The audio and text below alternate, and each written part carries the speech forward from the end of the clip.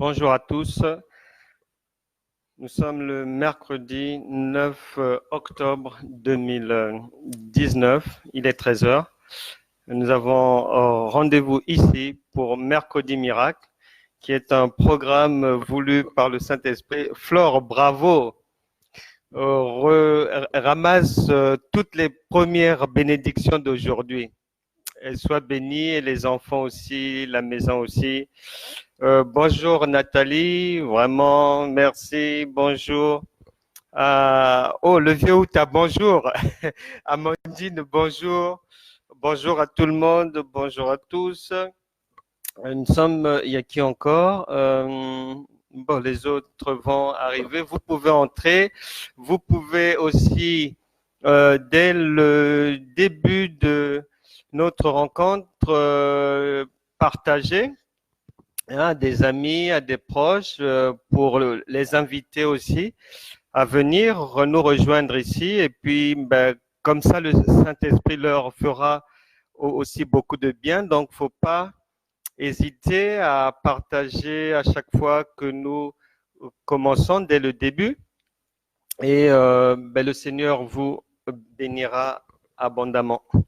Donc, j'avais annoncé pour aujourd'hui que notre sujet d'aujourd'hui est intitulé « Demande 3 choses à Dieu aujourd'hui ». Mais j'espère que vous avez déjà préparé dans vos cœurs ou sur un bout de papier les choses que vous allez demander à Dieu.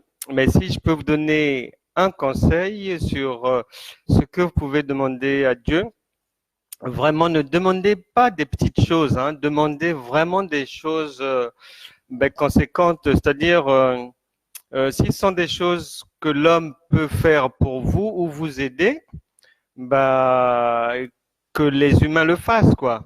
Mais là, nous sommes dans un programme quotidien de la demande à Dieu de nous venir en aide sur des tracasseries vraiment qui ont du mal à être solutionnées, sur des problèmes de taille, ce que l'homme ne peut pas faire pour nous, pour vous. Dieu va le faire. La Bible déclare les choses sont impossibles aux hommes, mais à Dieu tout est possible. Donc, dans vos 3 demandes, choisissez des choses vraiment qui en valent la peine, pour lesquelles la main de Dieu va vraiment agir et que tout le monde saura que là, c'est votre Dieu qui vous est venu en aide et non un être humain. On va y arriver tout à l'heure à ces demandes. Pour le moment, donc, venez avec moi dans le livre de Jean, chapitre 11. Le Saint-Esprit a voulu aujourd'hui qu'on puisse voir ensemble le chapitre 11 de l'évangile de Jean, très très important.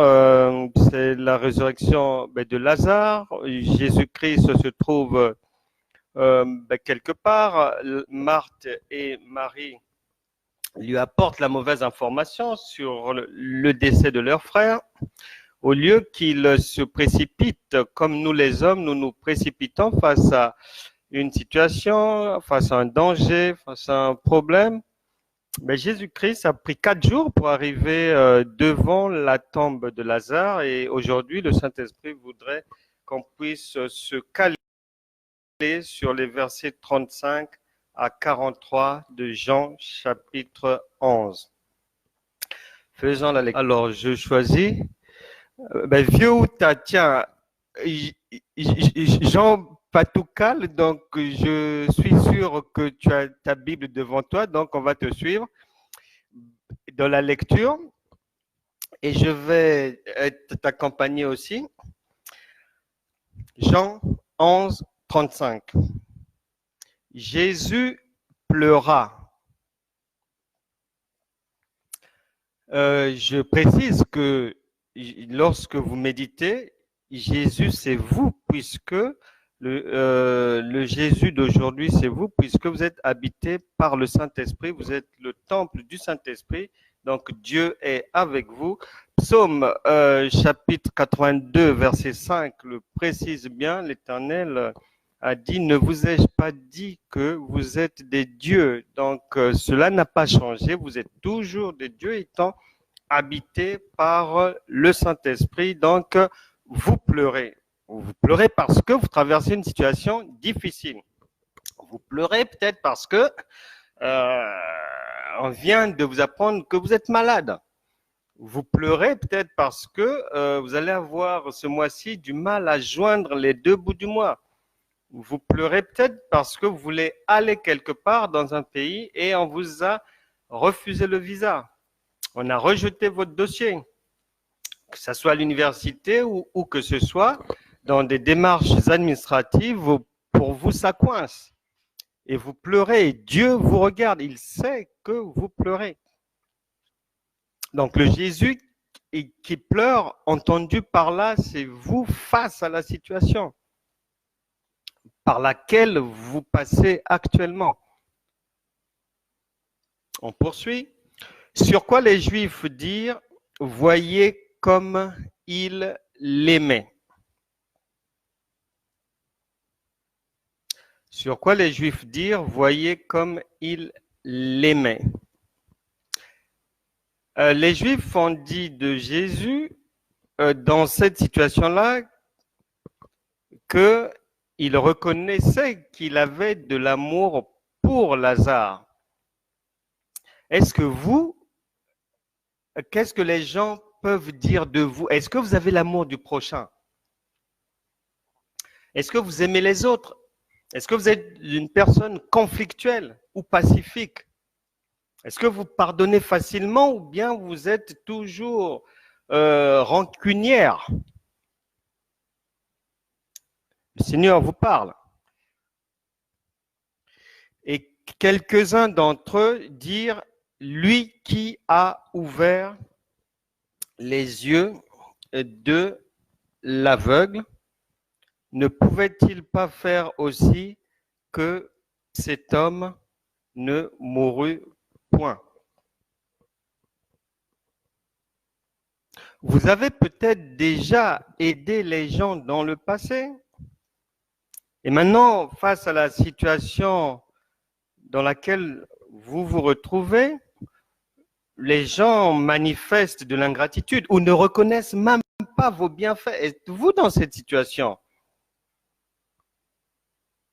Ou bien, les gens vous ont vu guérir hier d'une maladie.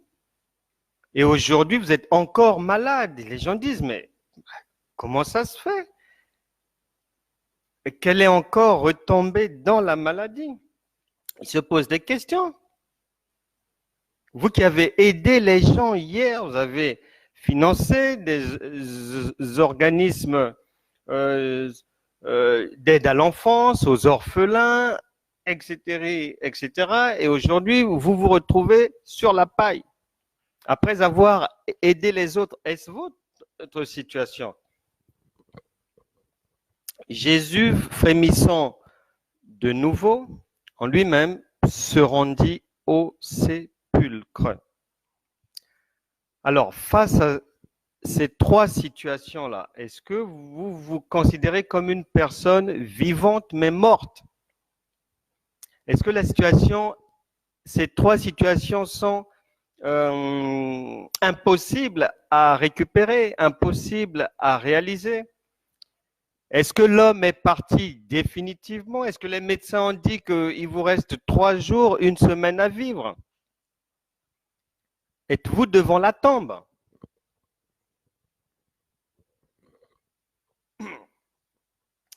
Est-ce que dans vos affaires, dans vos entreprises, vous êtes sur la rupture? Est-ce que le dépôt de bilan vous guette? Avez-vous perdu un client important pour vous retrouver devant la tombe? Et c'était une grotte et une pierre était placée devant. Mais sachez que même si vous rencontrez en permanence et depuis longtemps de l'opposition, que ce soit dans votre vie de couple, que ce soit au travail ou que ce soit même pour enfanter, Surtout vous qui êtes dans le monde des affaires. Est-ce qu'il y a des problèmes? Peu importe l'adversité que vous rencontrez, peu importe même si vous avez perdu vos plus gros clients, vos meilleurs marchés, peu importe si vous êtes convoqué au prud'homme, devant le tribunal, on peut se souvenir d'Isaac, qui était un entrepreneur, et à chaque fois qu'il entreprenait quelque chose, une activité, l'opposition se levait, les adversaires étaient nombreux, les ennemis étaient là pour enterrer son affaire, pour le faire couler. Est-ce que des gens ont fait du maraboutage pour que votre salon de coiffure ne fonctionne pas, pour que vos affaires ne puissent pas aller de l'avant? Est-ce que quelqu'un, en passant devant votre église, a craché devant l'entrée de l'église pour repousser toute personne qui voudrait y aller pour rencontrer Dieu? Mais Isaac, le commerçant, vous pourrez le lire dans la Genèse, chapitre 26, et les versets 12 à 13. Vous apprendrez là-bas que Isaac, malgré l'adversité, malgré les oppositions, malgré les difficultés, il crut que Dieu était capable, il avait persévéré sa détermination dans le travail, et un jour, il a eu gain de cause. Lorsque vous vous retrouvez dans une situation difficile comme celle de Lazare, une affaire qui est déjà morte, là où le tribunal vous a déjà condamné, là où le bailleur vous a donné quelques jours, il faut partir, là où la banque n'arrête pas de vous envoyer des lettres recommandées qui veulent dire que pour vous, ça en est fini. Lorsque madame a déjà dit qu'elle doit partir de la maison, les affaires sont déjà dans un coin de la maison. Lorsque l'homme est tiré vers l'extérieur par une ou plusieurs maîtresses, quand les démons sont dans la maison, les enfants sont en permanence malades. Lorsque vous vous retrouvez dans ce genre de situation où le licenciement vous guette, ou bien il y a un plan social dans l'entreprise et c'est sûr que vous êtes parmi les partants. À ce moment-là, vous attendez peut-être un enfant depuis 10 ans, 15 ans, 18 ans. Mais il y a quelque chose que vous n'avez peut-être pas fait, c'est que vous avez oublié que dans ce genre de situation, vous avez besoin d'une résurrection. Si dans la famille, on vous a déjà enterré, les gens ont dit que ce mariage ne se tiendra pas ou elle ne mettra pas longtemps dans ce foyer. Vous avez besoin d'une résurrection. Vous n'avez pas besoin de prières basiques. Vous n'avez pas besoin du jeûne. Et vous n'avez pas besoin de prier parce que à ce moment-là, vous savez bien qu'il y a dans la vie problème et problème. Il y a des problèmes devant lesquels on n'a plus le courage, plus de force, plus d'énergie pour prier. Seule une intervention divine spectaculaire peut vous sortir de la grotte. C'est pour ça que nous prêchons le miracle, parce que vous en avez besoin. Et Dieu est miracle par la foi biblique. Vous en avez besoin. Si face à une tombe, vous priez, mais ça ne tiendra pas. Si face à une tombe, vous parlez en langue, ça ne tiendra pas, on va le vérifier. Jésus n'a pas fait ça. Vous avez besoin en urgence d'une intervention divine spectaculaire dans les plus brefs délais. La résurrection n'est pas une propriété de Lazare. Elle n'est pas une propriété du fils de la veuve de Naïm, ni de la fille de Jairus. Elle est vôtre puisque le Christ est en vous par le Saint-Esprit, qui peut tout faire. Et Dieu n'est pas un Dieu des morts, mais des vivants. Il est là pour vous donner la vie. Donc, il faut avoir conscience que selon les problèmes que l'on peut rencontrer, il y a de ces problèmes où on se trouve en bout de course, on n'a plus de force, il n'y a plus de solution, les hommes ne peuvent pas vous aider. L'hôpital a déjà dit c'est fini, préparez un cercueil. Les opposants de l'autre côté sont en train d'applaudir. La maîtresse vous nargue en passant 5, 6, 7 fois dans la même matinée, dans la rue dans laquelle vous travaillez, pour vous faire passer le message que pour vous, ça en est fini. Vous recevez des échos que votre mari, on l'a vu là-bas passer avec une dame. Donc, lorsque la situation est morte, et les Africains aiment dire que la situation est cadavérée, vous avez besoin d'une intervention divine. Une prise de conscience que vous êtes devant une tombe. Vous avez les pieds, les poings liés. Personne ne peut vous aider. Il faut en avoir conscience. Deuxième chose, vous devez faire dans ce genre de situation, c'est de laisser Dieu faire son travail. Souvent, nous péchons beaucoup ou nous n'obtenons pas les résultats escomptés parce qu'on veut en même temps faire notre travail et le travail de Dieu. Non, c'est pas possible.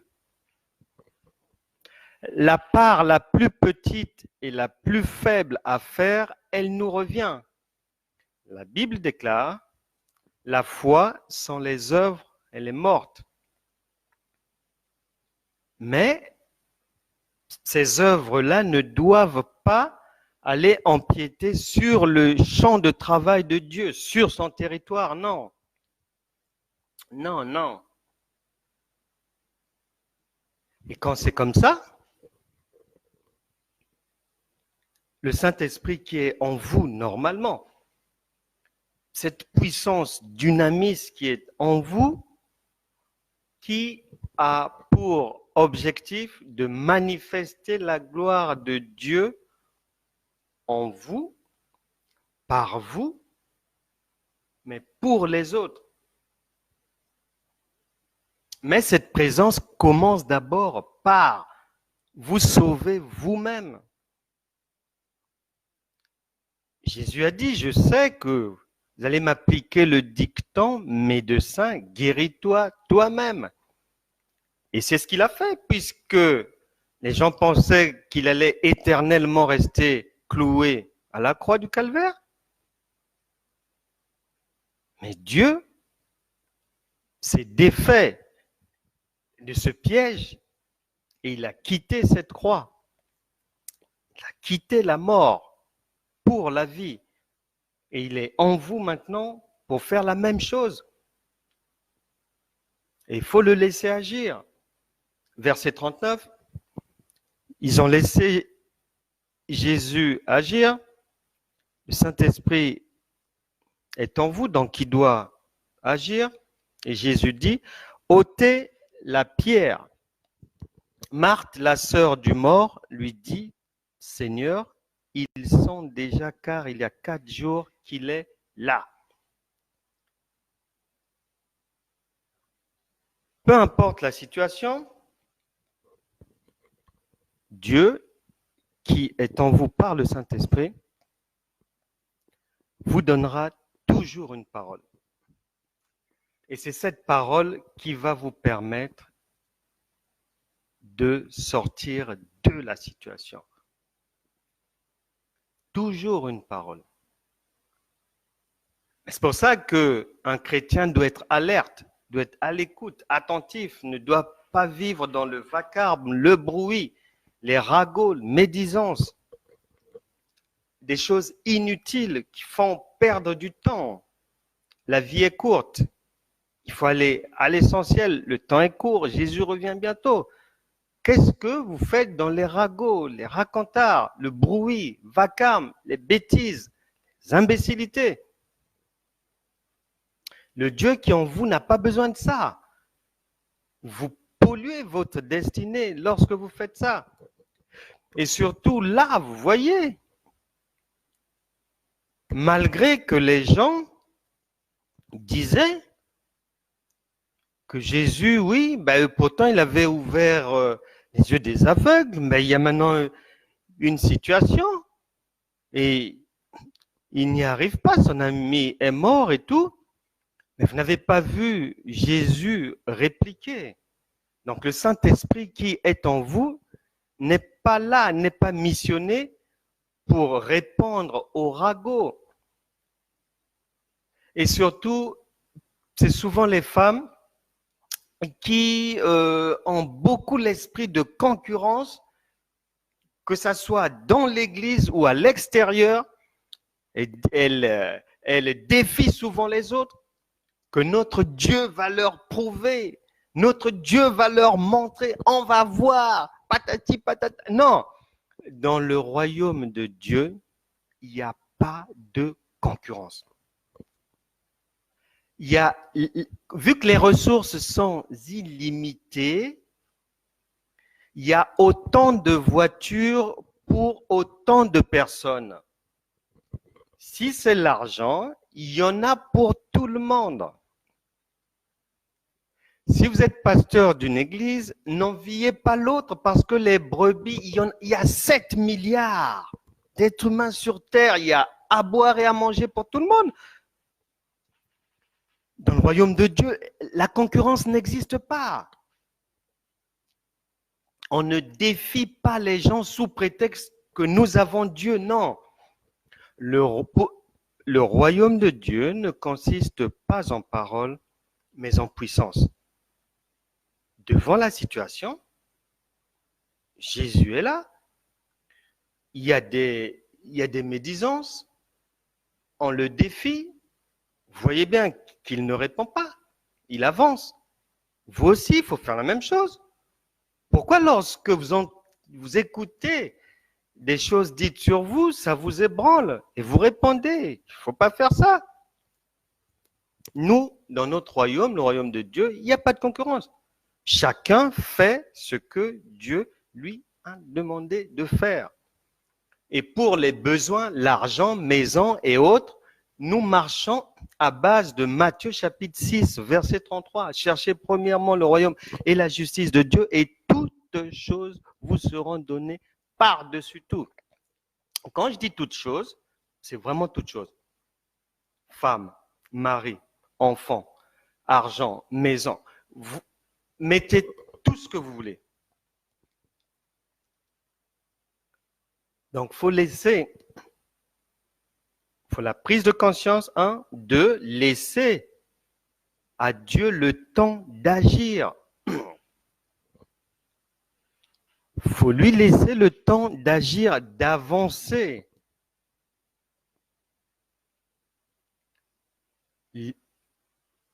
Vous aimez les hommes qui ont un gros ventre. Vous faites une requête de prière comme ça. Mais laissez au moins le temps à Dieu d'aller vous trouver quelqu'un qui a un gros ventre qui vous conviendra, sur lequel vous pourrez reposer votre tête. Il doit trouver la bonne personne. Si elle n'est pas dans votre quartier, laissez le soin au royaume de Dieu d'aller dénicher cette personne dans le quartier suivant, dans la ville suivante, même dans un autre pays, pourquoi pas. Si ça correspond sur tout point, à tout point de vue, à votre désir. Il faut lui laisser le temps d'agir, de solutionner le problème. Et vous devez avoir en tête un élément, c'est que pendant que la situation est là, le Saint-Esprit vous donne une parole, essaie de vous encourager pour rester debout. Ne vous attendez pas à voir le solutionnement de la situation avec vos yeux physiques, non, car Luc chapitre 17, verset 20, la Bible déclare que le royaume de Dieu ne vient pas de manière à éblouir les regards. Non, quand la main de Dieu travaille, vous ne pouvez pas la voir travailler. Mais la foi est en train de travailler. Elle est travailleuse. Donc, vous n'avez pas à aider Dieu, à essayer de l'aider à faire votre job et son job. Non. Dieu est plus qu'un poids lourd, plus qu'un 38 tonnes. Vous ne pouvez pas le pousser. Limitez-vous à ce que vous devez faire. Et après, Dieu va faire le gros du travail. Et j'étais très content le jour où une femme d'un certain âge, elle avait bien, je peux dire, dans les 63 ans, par là, 62, s'était présentée dans mon bureau. Et lorsqu'on avait fini de faire ce pourquoi elle s'était présentée, elle me dira ceci: je vous invite à mon mariage. Je dis, ah bon, vous êtes bien gentil. Et elle va me dire, vous savez pourquoi je vous invite à mon mariage? Je lui dis non, vous allez me le dire. Et elle me dit, c'est un mariage particulier. Je dis, ah bon? Et là, elle me dira, je me marie après 28 ans de célibat. Je dis, waouh! Elle a attendu pendant 28 ans. Mon cœur était inondé de joie de ce que Dieu peut faire et qu'il n'y a aucune situation d'impossibilité avec notre Dieu. Ça n'existe pas. Et Dieu vous donnera toujours une parole. Et ici, dans cette situation, la parole arrive. Verset 40, Jésus lui dit, « Ne t'ai-je pas dit que si tu crois, tu verras la gloire de Dieu ?»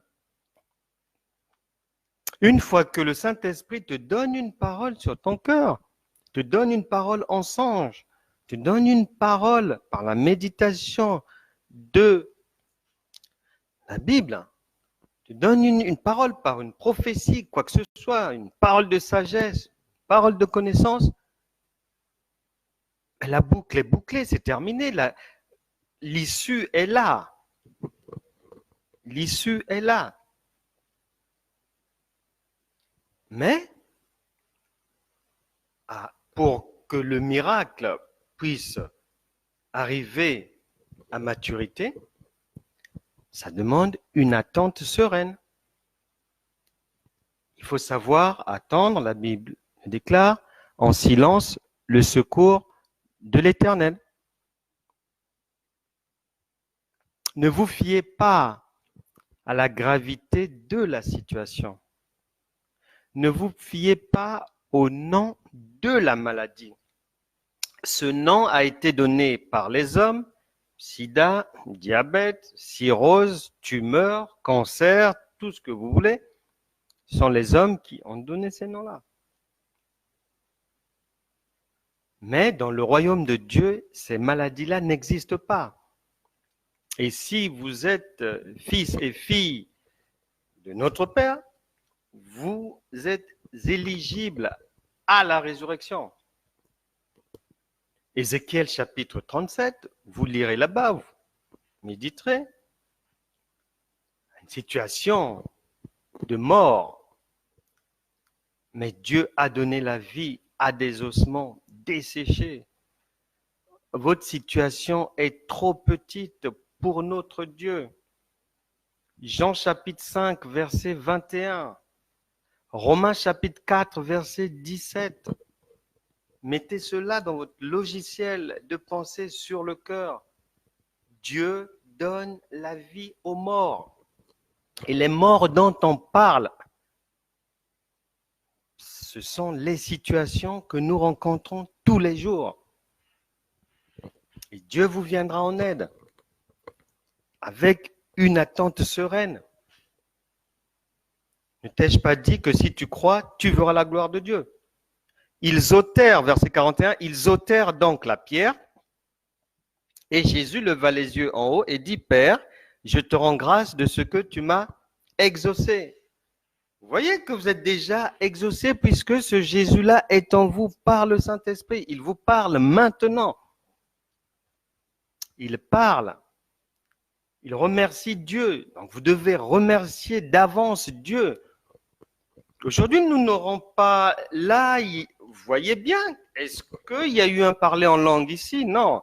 Est-ce qu'il y a eu le jeûne ici? Non. Est-ce qu'il y a eu la méditation de la parole ici? Non. Est-ce qu'il y a eu la prière ici? Non. Donc aujourd'hui, nous n'irons pas loin. On n'ira pas par 36 chemins. Nous avons besoin d'être exaucés maintenant et c'est déjà fait. Dieu lui-même le dit. Et il complète pour moi, verset 42, je savais que tu m'exauces toujours, toujours, toujours. Dieu nous exauce toujours. Si la situation est là et que la solution n'arrive pas ce matin, elle arrivera certainement demain matin. Elle arrivera certainement après-demain. Elle arrivera certainement au plus tard, 4 jours, comme ici. Mais nous allons ôter la pierre maintenant et Dieu va le faire. Retenez donc que vous êtes déjà exaucés.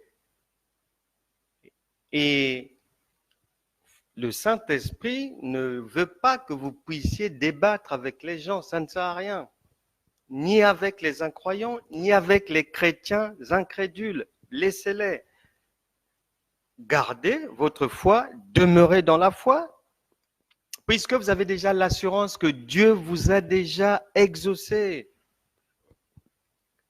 Dieu n'est pas un homme pour mentir.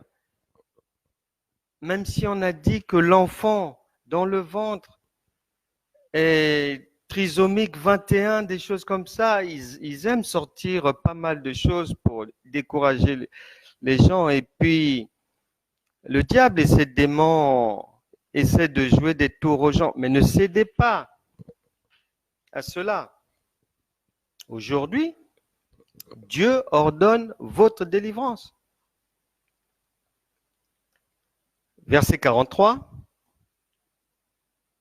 Ayant dit cela, ayant dit donc, verset 42, que pour moi, je savais que tu m'exauces toujours, mais j'ai parlé à cause de la foule qui m'entoure, afin qu'ils croient que c'est toi qui m'as envoyé. Donc, ne vous occupez pas du charabia des gens autour de vous, de l'incrédulité et tout. Restez dans la foi.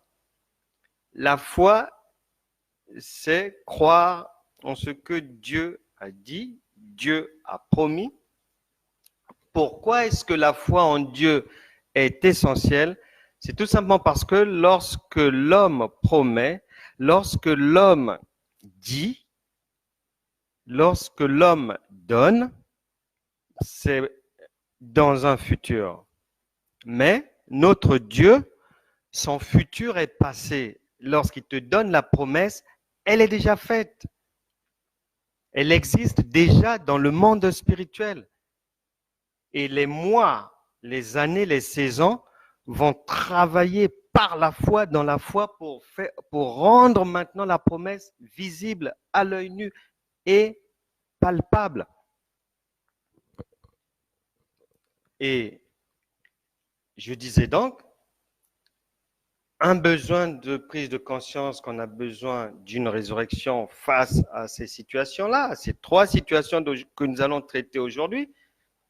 Laisser à Dieu le temps d'agir jusqu'au bout sans entraver son bras.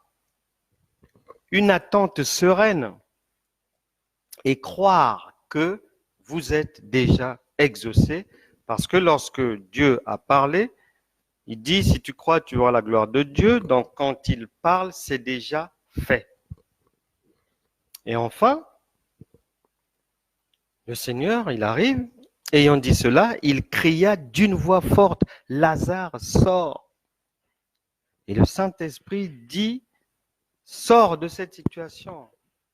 L'ordre est donné et Dieu veut vous délivrer maintenant. La délivrance est pour vous. Dieu fait des miracles incroyables.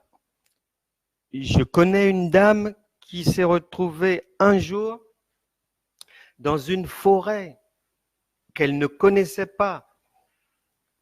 Et elle devait traverser cette forêt.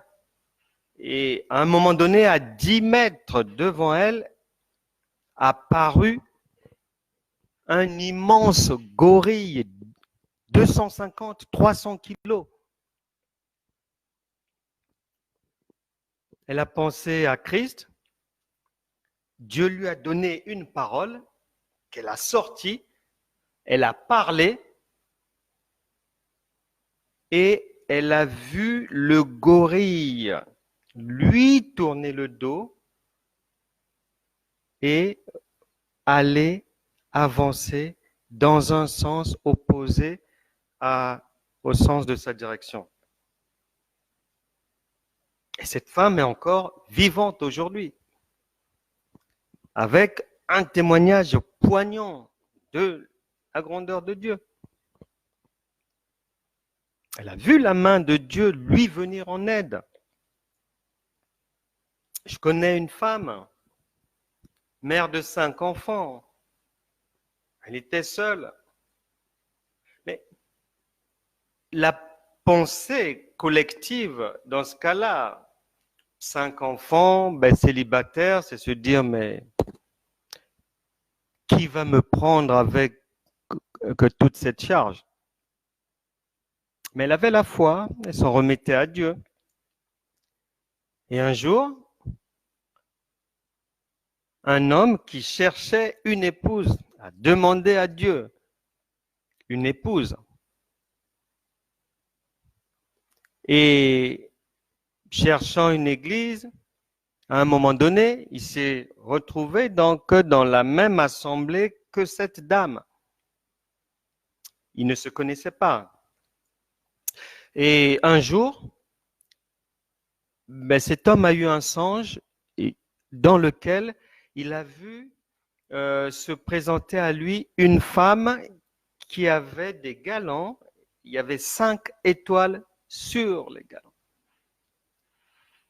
Les jours passent et de fil en aiguille, il fait la connaissance de cette dame célibataire avec 5 enfants. Et lorsque la femme lui dira que j'ai 5 enfants, immédiatement Dieu lui a ramené le songe dans la tête. Il a prié, il a reçu l'assurance sur son cœur qu'il pouvait aller et que les 5 étoiles, c'était les 5 enfants de la dame et que c'était la femme idéale pour lui. Et il a écouté la voix de Dieu. Aujourd'hui, ils ont 9 enfants au total. Elle en avait 5, ils en ont eu encore 4. Et il se présente comme l'un des hommes les plus heureux du monde dans ce foyer, avec une femme qui correspond à ce qu'il recherchait. Malgré les 5 enfants, il est heureux. Il est devenu leur père. Donc, même si vous êtes célibataire depuis 15 ans, 20 ans, aujourd'hui, ça va prendre fin. Ça ne va pas durer 4 jours. Un homme va se présenter. Vous allez recevoir un appel spécifique, une rencontre dans une rue, dans un magasin, un bon courrier pour mettre fin à la chasse des huissiers contre vous. C'est aujourd'hui et pas demain. Pour aujourd'hui, nous allons finir par le témoignage suivant. Un jour, un homme de Dieu qui vit en Afrique avait été invité en Colombie par des pasteurs pour une conférence. Dans son pays en Afrique, il n'y a pas l'ambassade de la Colombie. Et les faits que je vous relate sont produits il y a quelques années. Donc, il quitte son pays et il décide d'aller prendre le visa pour la Colombie en Suisse parce que de la Suisse, il pouvait transiter et avoir un vol pour Bogota en Colombie. Il arrive à Zurich. Arrivé à la douane, problème. Il a tout essayé. On n'a pas voulu, les Suisses n'ont pas voulu lui octroyer le visa. Dans les Colombiens, l'ambassade de Colombie plutôt, le temps ne lui permettait plus de faire les démarches et attendre les jours pour obtenir le visa de la Colombie. S'il le faisait, il loupait la conférence. Alors, il décide donc d'essayer de prendre le vol pour Bogota avec l'invitation qu'il avait reçue de Colombie. Mais la douane suisse s'oppose à cela et il est obligé d'aller errer dans l'aéroport. Il appelle le pasteur qu'il avait invité à la conférence, lui explique la situation. Le pasteur en question explique la situation à son fils. Ils disent à l'homme de Dieu qui est à Zurich, attends, nous allons prier, on va voir ce que le Seigneur va dire dans cette situation. Alors, ils vont se mettre à prier et pendant qu'ils étaient en prière, la main du fils du pasteur a commencé à chauffer, à brûler. Il s'est exclamé, il regarde sur la main un numéro de téléphone et il le dit à son père. Et ils reconnaissent que c'est un numéro de la Colombie, numéro colombien. Et ils décident de faire le numéro.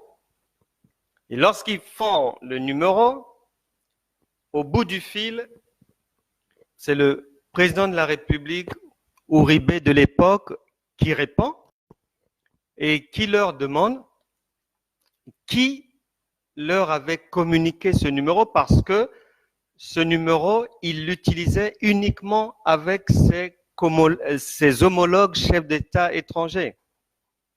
Et là, le pasteur va expliquer l'histoire. Et le président Uribe sera convaincu sur le champ qu'il n'y a que Dieu qui a pu leur communiquer sa ligne directe de contact avec les chefs d'État étrangers. Il appelle son ministre des Affaires étrangères, lui donne des instructions. Ce dernier joint leur ambassade en Suisse qui envoie des téléx et autres au ministère des Affaires étrangères suisse disant qu'il y a un invité du chef de l'État colombien qui est en transit et il se trouve dans l'aérogare de l'aéroport de Zurich et qu'il est attendu d'urgence par le président et que les Suisses devaient le mettre dans le vol pour Bogota dans les plus brefs délais. Et les Suisses vont obtempérer. Il est mis dans le vol, il arrive. Le président avait envoyé son protocole aller le chercher. Donc, durant tout le séjour de la conférence, il devient l'invité du président. La conférence se déroule bien. Et le jour où il doit quitter Bogota, au lieu de prier pour le président, par la foi, l'homme de Dieu africain lui dit, président, donnez-moi, indiquez-moi 3 choses que vous voulez que Dieu fasse pour vous. Donc, le président Uribe, c'était en 2005, lui donne l'indication sur les 3 choses. Il avait demandé la fin des hostilités avec les FARC et la libération d'Ingrid de Betancourt, qui était otage des FARC. Il avait demandé à Dieu de le reconduire à son poste parce qu'il voulait se représenter. Et la 3e chose était quelque chose de privé. Et l'homme de Dieu n'a pas relaté ce qu'il y avait dans cette 3e demande. Bref, 3 demandes. L'homme de Dieu quitte la Colombie et quelque temps après, c'est le président Uribe qui l'avait appelé pour lui dire que les 3 choses s'étaient accomplies. Dieu avait honoré son serviteur, il avait tenu parole, il s'était vraiment glorieusement manifesté et le président colombien de l'époque, Uribe, avait vraiment vu la main de Dieu, miracle de Dieu. Le pasteur et son fils avaient vu l'intervention divine spectaculaire dont vous avez besoin maintenant. Dieu peut intervenir de toutes sortes de manières. Il ne faut pas le limiter. C'est pour ça que d'entrée de jeu, je vous disais de demander des choses qui en valent la peine. Pas de vous soigner d'un rhume ou quoi, des migraines. Non, ça c'est l'hôpital ou bien vous prenez du thé, je ne sais pas, vous mettez de l'ail, je ne sais pas quoi, du citron ou quoi, du miel et c'est réglé. Mais là, nous avons besoin de difficultés, de problèmes qui vous ont déjà enterré. Parce que là, Dieu veut enlever la grotte. Dieu veut enlever la grotte. Il y a le président Kennedy a dit ceci, tant qu'un homme est en esclavage, les hommes ne sont pas libres. Tant que vous serez en esclavage, vous ne serez pas libre. Satan doit vous lâcher, les démons doivent partir, la maladie doit partir, la situation doit dégager parce que le Seigneur a dit, si vous dites à cette montagne de partir, elle va se déplacer. Et le philosophe Périclès a dit, il n'est point de bonheur sans liberté, ni liberté sans courage. Vous avez droit à la liberté, vous devez être libre pour jouir de la vie, puisque le Christ est venu vous la donner, sans réserve, en abondance. Jean chapitre 16, verset 24, demandez et vous recevrez afin que votre joie soit parfaite. Et avant cela, le verset dit, le Seigneur dit que vous n'avez pas encore demandé. C'est aujourd'hui que vous devez maintenant demander. Parce que vous avez compris que Dieu veut vous sortir lui-même de ces 3 situations. Et Proverbe chapitre 16, verset 7, il dit même que si vous avez des ennemis, il n'y a pas de problème. Que l'Éternel dispose même de vos ennemis en votre faveur. Vous le verrez s'accomplir. Et Deutéronome 28, verset 13, a dit de vous, et vous chantez cela souvent, que nous sommes la tête et non la queue. Et aujourd'hui, le Saint-Esprit qui est en vous, Dieu va ordonner votre délivrance de ces 3 plus graves problèmes qui sont devant vous. Peut-être que le problème dure depuis 20 ans, 30 ans, 15 ans, 10 ans, mais aujourd'hui, il va prendre fin, peu importe le domaine du problème. Vous venez d'entendre le témoignage du président Uribe, de cet homme de Dieu, des 2 pasteurs, l'autre aussi avec son fils, et de tout ce que Dieu a fait dans cette histoire-là, en réalisant les 3 choses demandées par le président Uribe. Et le président Uribe d'aujourd'hui, c'est vous. Donc, nous allons maintenant demander ces 3 choses à Dieu et Dieu va se manifester, Dieu va le faire. Au nom puissant de Jésus, demandez ces choses. Vous avez 5 secondes. Allez-y.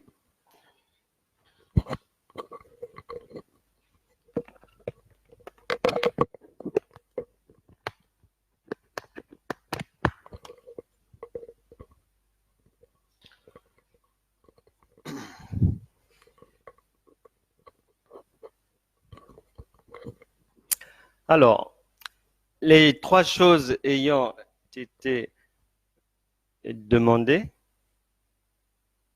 j'espère que ce ne sont pas des choses qui peuvent poser problème à l'homme ou à Dieu. J'espère que vous ne demandez pas à ce qu'un homme quitte sa femme pour vous. Pas ce genre de demande.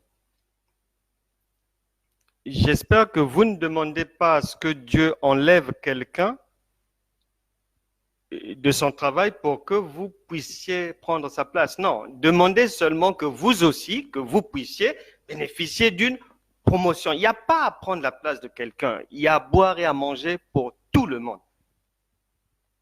Vous avez demandé.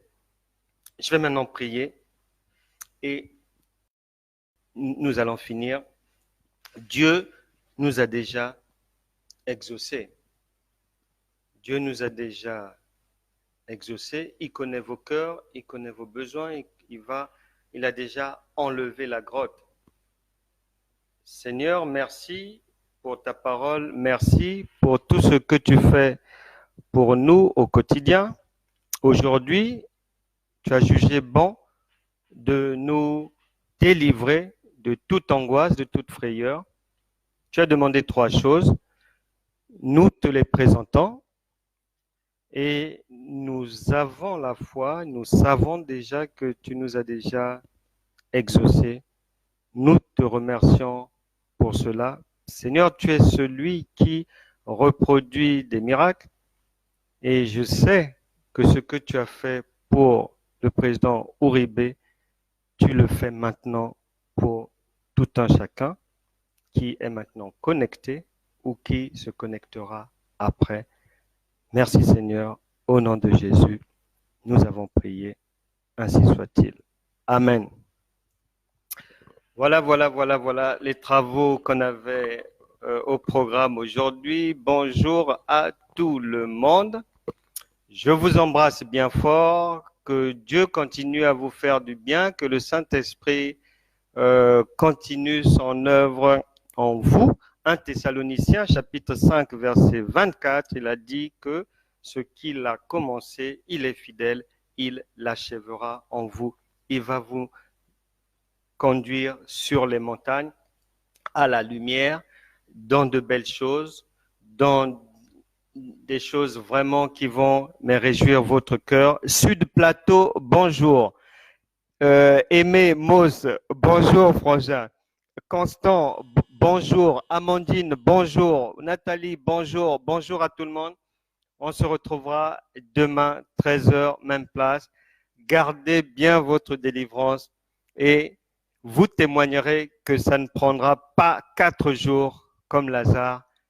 Tous les 3 problèmes seront solutionnés. Que Dieu vous bénisse. On se retrouve demain, 13h, même place, même endroit, pour Jeudi Miracle. Au revoir.